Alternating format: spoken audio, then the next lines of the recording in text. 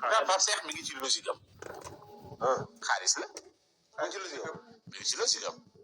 xaalis sa ko jëlee fi mu jógee woon ñëw ci moom dem na ba gisatu fi xaalis bi. mu ci waat xaalis.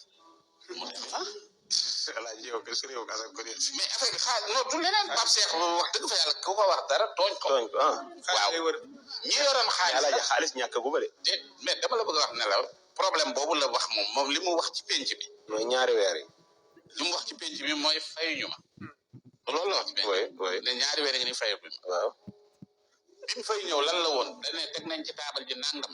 liñ ma jëlee. teg nañ ci taabal ji nangam pour indi ma.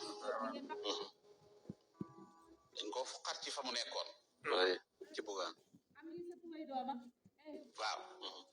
yóbbu ko TFM. yaa ngi dégg. parce que tamit ñoom biñ ñëwee dañu ne yëf yi amut sentiment nañu waxante dëgg rek parce que bu ñuy wax li ñuy wax dañ ne yëf yi amut sentiment les meilleurs la ñuy jël. ku nekk fa mu nekk danañ la jël maanaam ñun ñi des fii yëpp sax ay xosma ñàpp la ñuy jàppee quoi. ñu jàppoon parce que dañ ne groupe bu ne nañ jël dañ ne les meilleurs la ñuy jël. yow ko yaa nangu kat waaye kii nañ la ba soxla. yaa nangu xam naa da ngaa gisoon nii.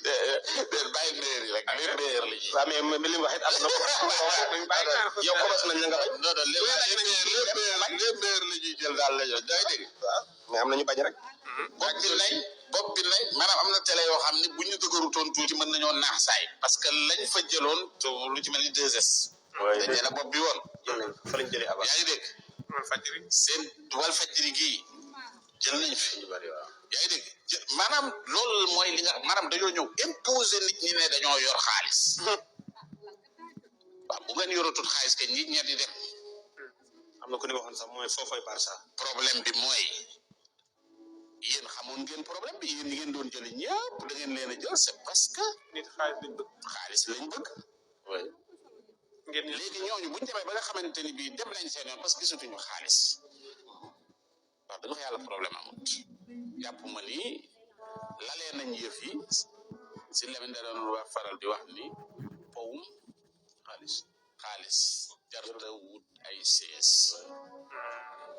comprendre nga parce que am na loo xamante ni bii tey ñoom biñ ñëwee dañu imposer loo xamante ni bii ci yëf yi